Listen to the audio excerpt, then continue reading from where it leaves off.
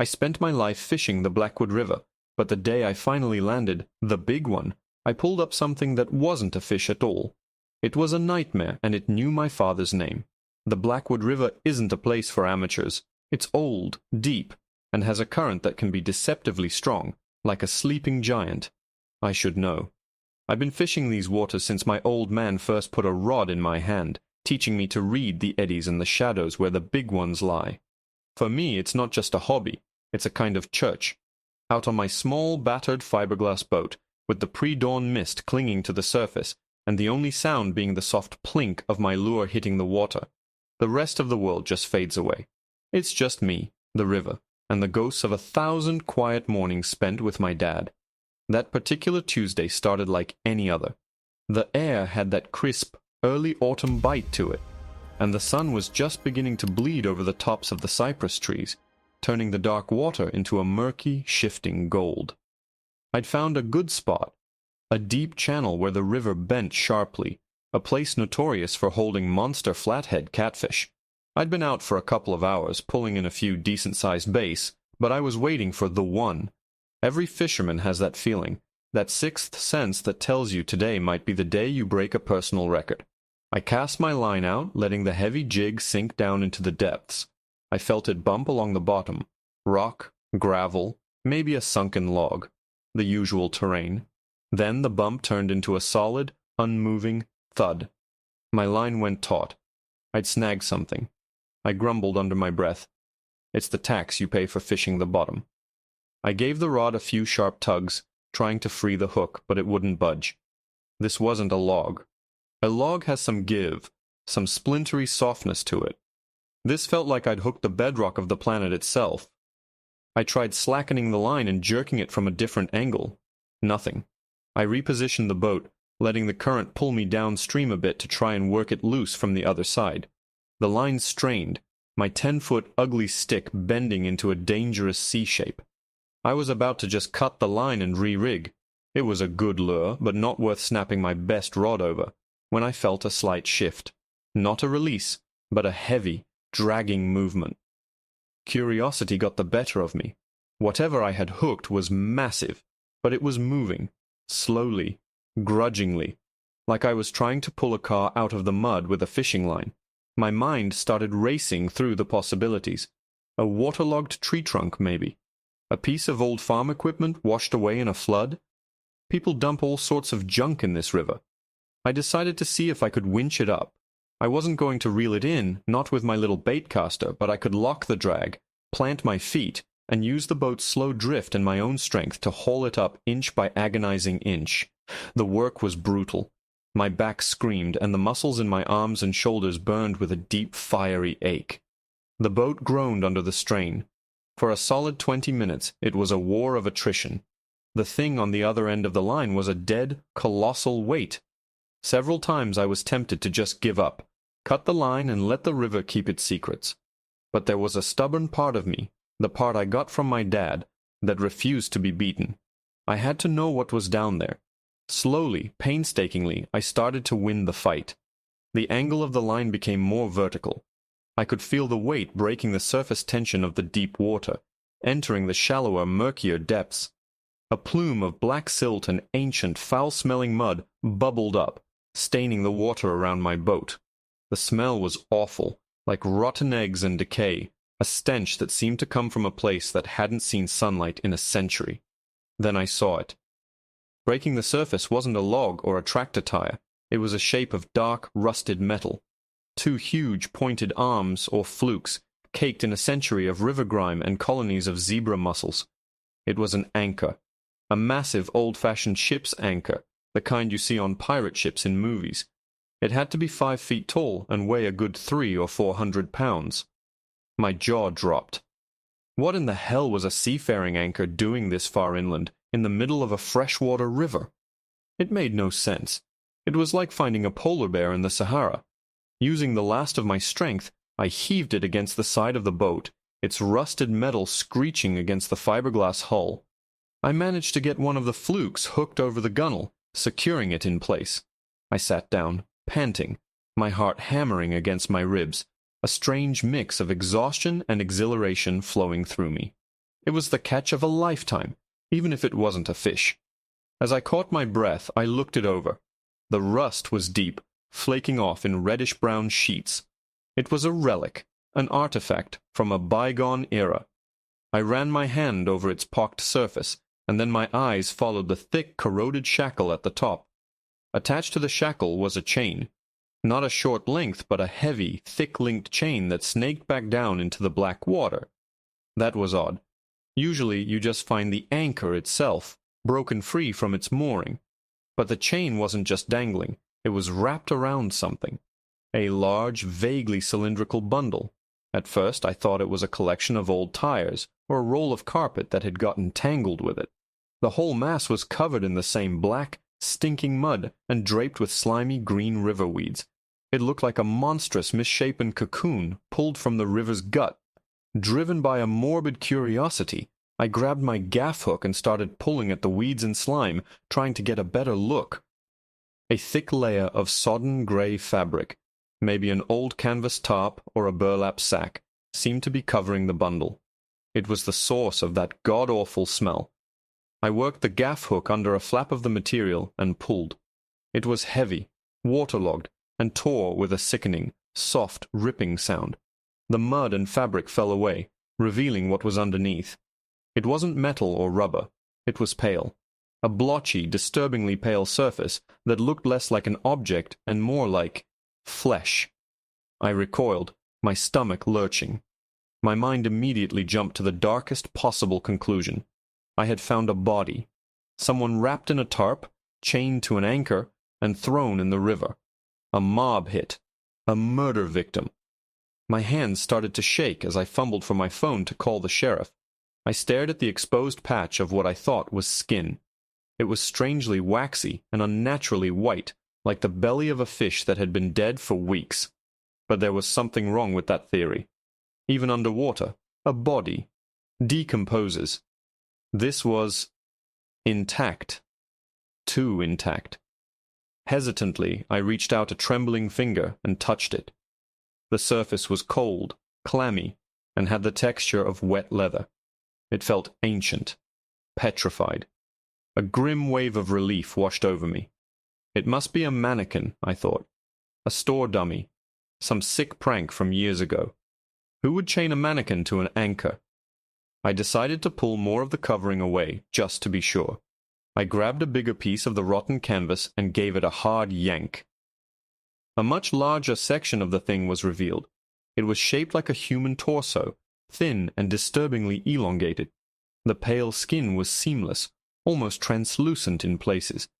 I could see faint, dark blue lines running beneath it, like veins. But there was no sign of decay, no bloating, no smell of death beyond the river mud. It was just this preserved strangeness.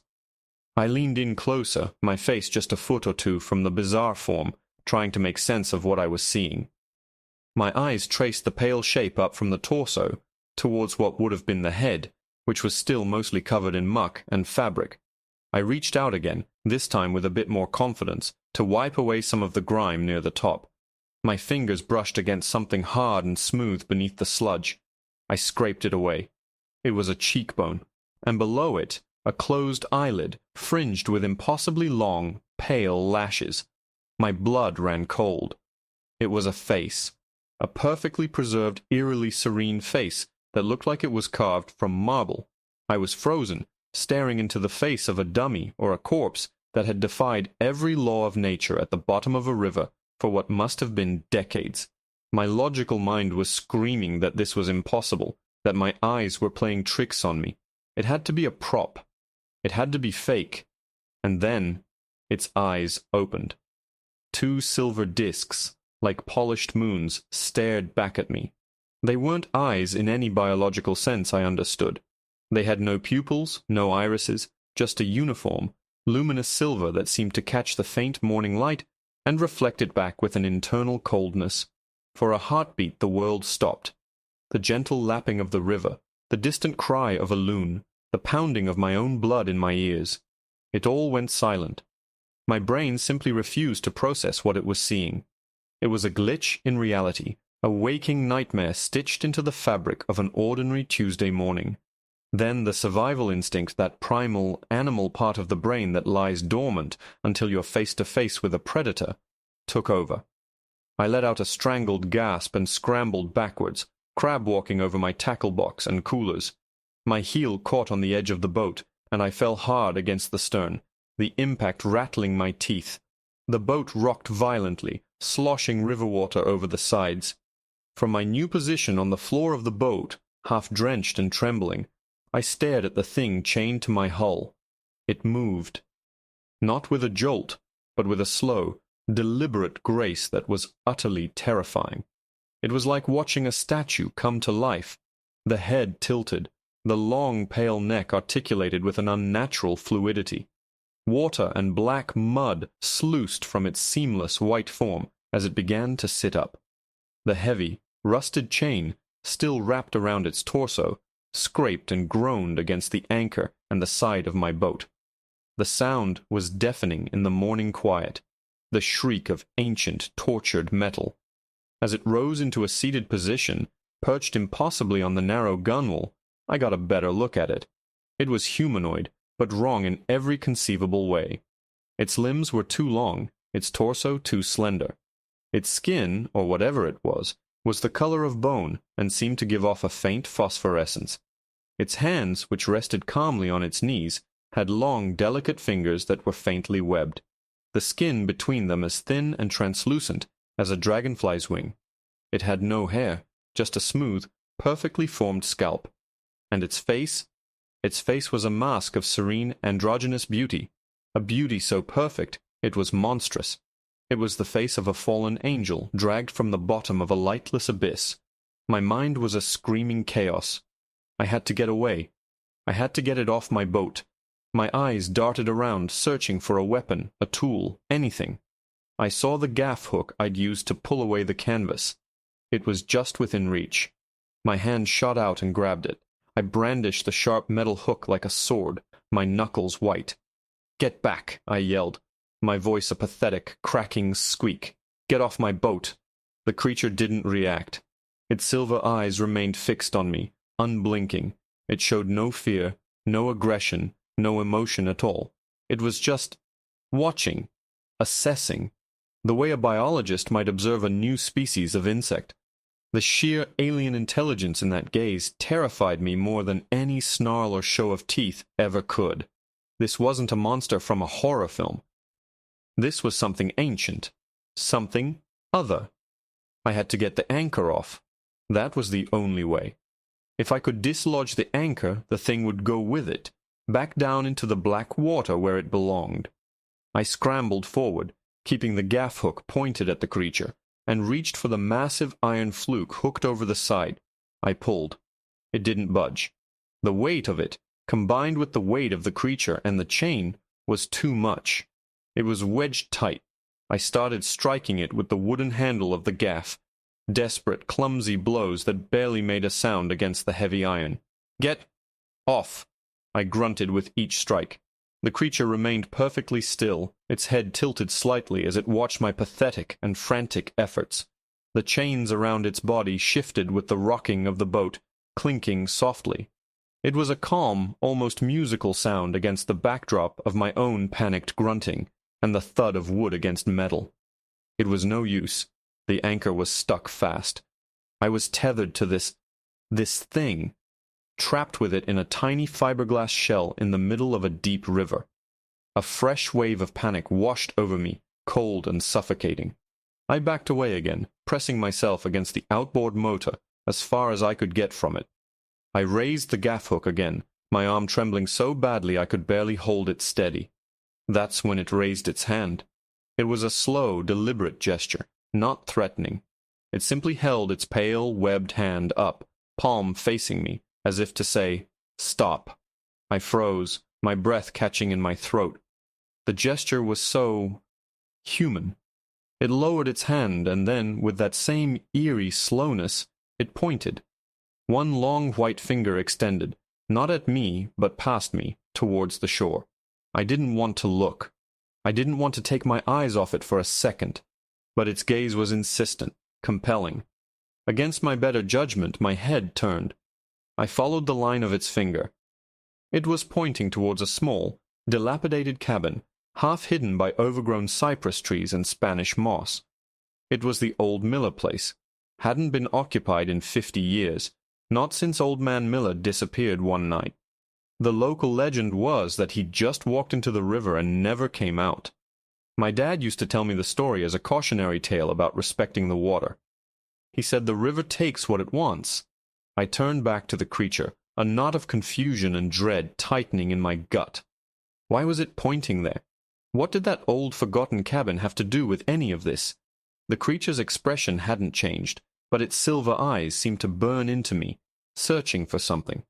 For a long moment we just stared at each other, the fisherman and the impossible thing he'd pulled from the depths. The silence stretched, thick and heavy, broken only by the sound of my own ragged breathing. Then its lips parted. They were pale, almost blue, and when it spoke, the sound wasn't a voice.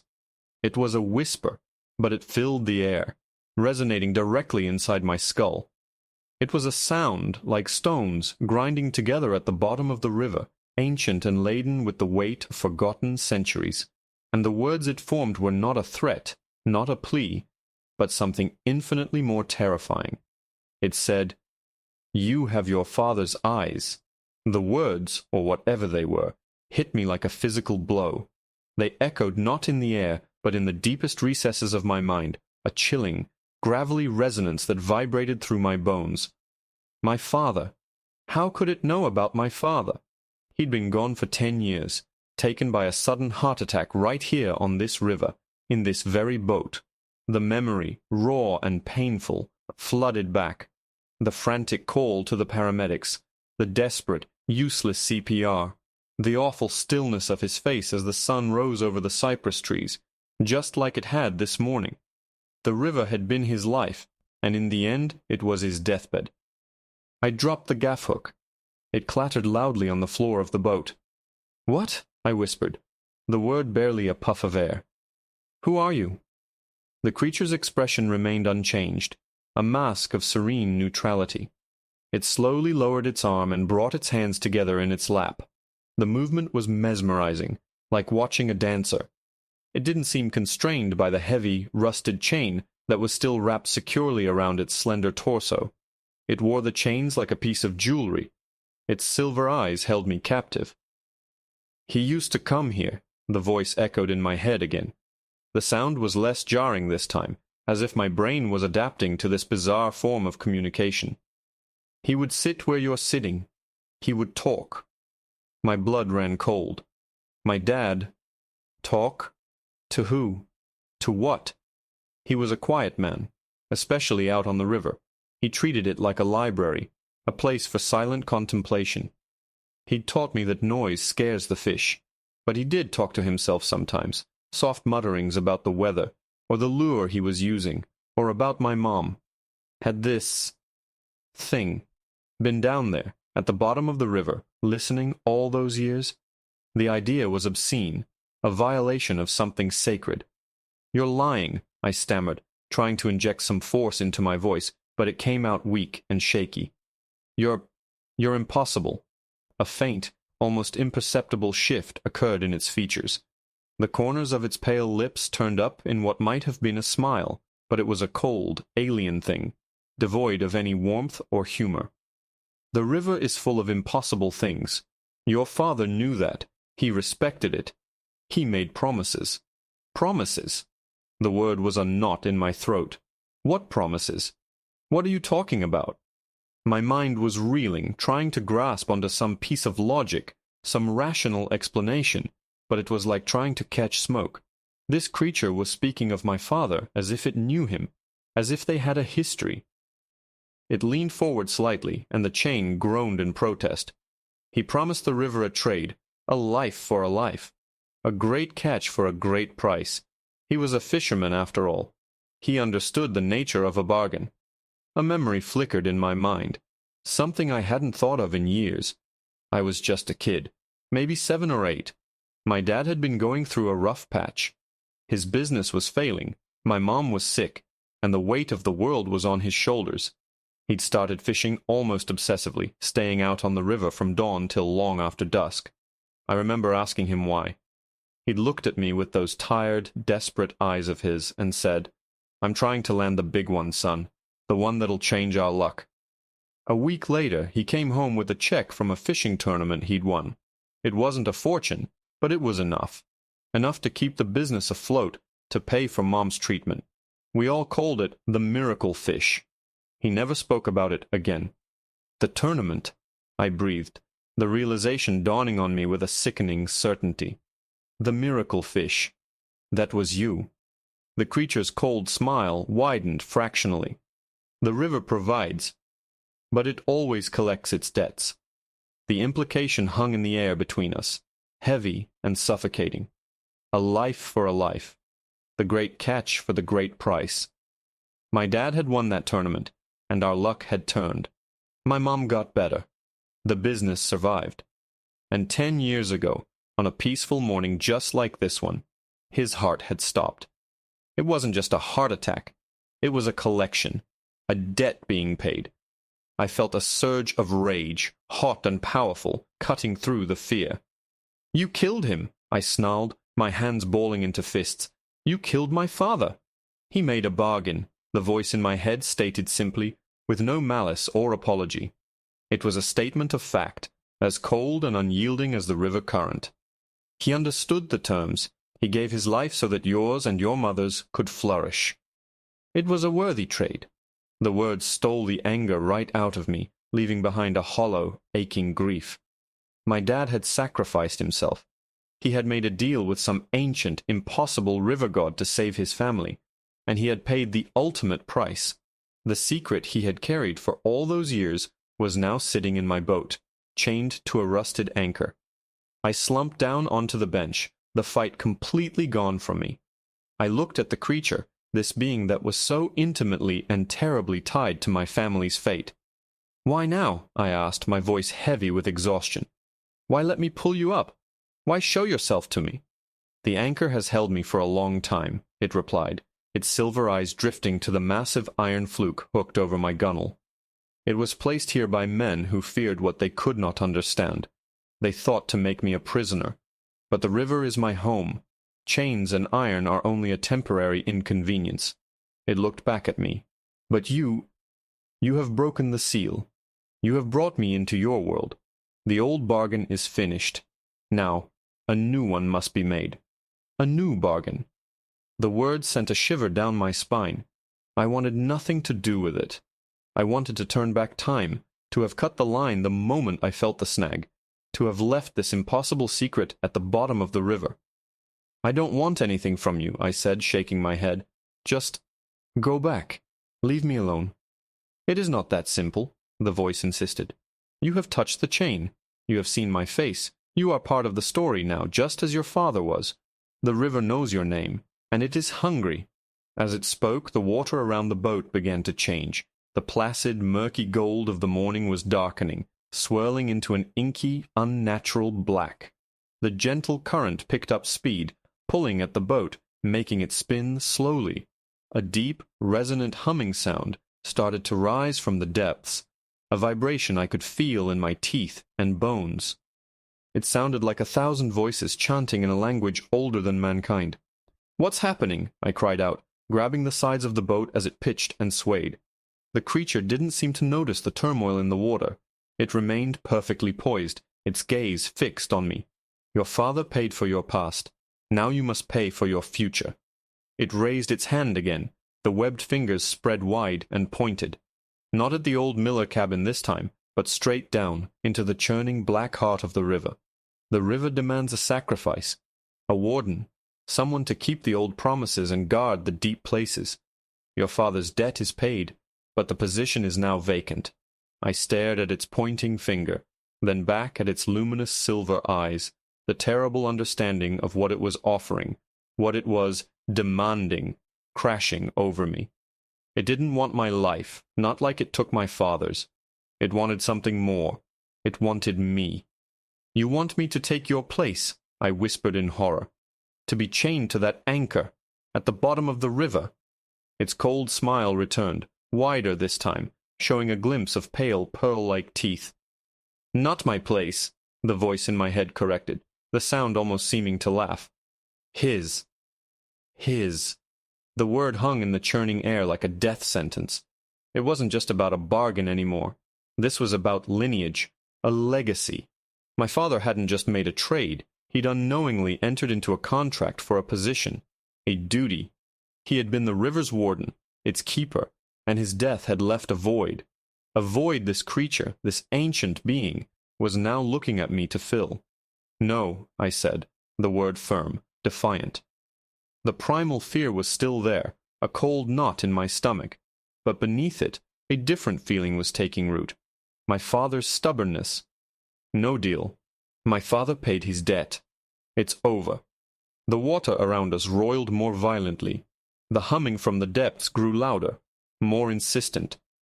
The boat was being pulled towards the center of the deep channel, caught in a whirlpool that was forming right before my eyes. The creature's smile faded, replaced by that same impassive neutral mask. "The river does not see it that way," its voice echoed, laced with something that felt like disappointment, or perhaps impatience. "Balance must be maintained. A warden is required. If you refuse the position, then another price must be paid to restore the balance, a price of your choosing." "What price?" I demanded, my hands gripping the gunwale so tightly my knuckles were white. The boat was now spinning faster, the shore a dizzying green blur. "The river is hungry," it repeated. "It craves life. Your father gave his. You can give yours. Or—" It paused, its silver eyes flicking towards the shore, in the direction of my town, my home. "You can choose another. Someone whose life is as valuable to you as your own. Your mother, perhaps. She has enjoyed 10 years of borrowed time. The river would find her a worthy offering." The threat was not spoken with malice. It was delivered as a simple statement of options, which made it 1,000 times more terrifying. This being didn't operate on human emotion. It operated on a cosmic, elemental logic of balance and sacrifice. It would take my mother not out of cruelty, but because her life had the correct weight on its terrifying, invisible scales. Everything snapped into focus. The fear, the confusion, the grief. It all crystallized into a single, sharp point of clarity. This wasn't a negotiation. It was a hostage situation, and the hostage was my mother's life. I looked at the creature, its serene face, its ancient eyes, and I understood. My father would have done anything to protect us. He made a terrible bargain out of love and desperation. Now it was my turn. "All right," I said, my voice steady, resolute. "You win. I'll take his place." The humming from the deep began to subside. The whirlpool slowed, the water calming slightly. The creature tilted its head, a silent acknowledgement. "A wise choice. Your father would be proud." I looked at the rusted anchor, then at the heavy chain still wrapped around the creature's body. The thought of being chained to that, thrown into the black, crushing cold water for eternity, was a fate worse than death. But if it would keep my mother safe, if it would truly settle my father's debt once and for all, then so be it. "How?" I asked, my throat dry. "What do I have to do?" The creature slowly began to unwind the chain from its torso. With effortless grace, it unlooped the heavy, corroded links. I expected it to hand them to me. Instead, it held the long, trailing end of the chain in its webbed hands and looked at the anchor. Then it looked at me. "The warden's duty is not to be a prisoner," the voice in my head clarified. "It is to be the anchor, the weight that holds the impossible things in their place. You will not be chained to it. You will be chained with it." Before I could process what that meant, it moved with a speed that was breathtaking. In a single, fluid motion, it lunged across the boat. It wasn't attacking me. It grabbed the massive fluke of the anchor, and with a strength that seemed impossible for its slender frame, it heaved. The anchor, all 400 pounds of rusted iron, slid off the gunwale with a deafening screech and plunged back into the water. The boat lurched violently, nearly throwing me overboard. The chain, still attached to the sinking anchor, whipped through the air like a striking snake. I threw myself to the floor, and the heavy links clanged against the fiberglass hull right where my head had been. The creature stood poised on the edge of the boat, holding the last few feet of the chain. The anchor was now pulling it taut, dragging it down into the depths. "The river has its warden," it said, its silver eyes locking onto mine one last time. "And the warden has his anchor." It let go of the chain. It didn't jump. It simply stepped off the side of the boat and vanished beneath the black water without a splash. A few bubbles rose to the surface, and then there was nothing. Silence. The river was calm again. The sun was higher now, burning away the last of the mist. The water was back to its normal, murky gold. It was as if nothing had happened. My boat drifted gently in the current. The only evidence of the morning's madness was the deep scrape on the gunwale and the foul smell of ancient mud that still hung in the air. I sat there for a long time, shaking, trying to make my mind work. The warden has his anchor. What did it mean? I wasn't in the water. I wasn't chained. It had gone back down, taking the anchor with it. Had it tricked me? Was it just a test of my willingness to sacrifice myself? My gaze fell upon my fishing rod, still lying on the deck. The line was slack. The lure I had snagged on the anchor was gone. On impulse, I picked it up and reeled in the loose line. As the end of it came out of the water, I saw something was attached to the snap swivel. It wasn't my lure. It was a single, heavy, rusted chain link, and hanging from it was a small, crudely carved object.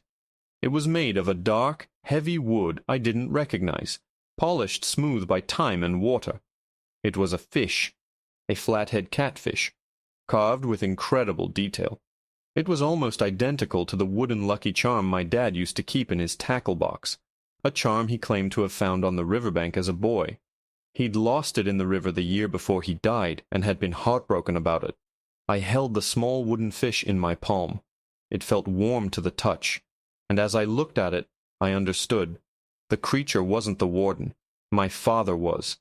His spirit, his essence, whatever was left of him, had been bound to that anchor, serving his time, paying his debt. The creature I had pulled up was something else entirely. A prisoner, perhaps, or a messenger. By agreeing to take his place, I had freed him. The creature, now unbound, had taken the anchor and returned to the depths, leaving my father's spirit at peace. A life for a life. The bargain was finally, truly complete. I started the outboard motor, the sound a comforting, normal roar in the sudden quiet. As I guided the boat back towards the dock, I clutched the small wooden fish in my hand. The Blackwood River wasn't a place for amateurs. It was old, deep, and full of impossible things. It had taken my father, but in the end it had given him back to me, in its own strange, terrible way. I knew I would never fish that deep channel again. Some secrets are best left at the bottom, guarded by old promises and the ghosts of fishermen who understood the price.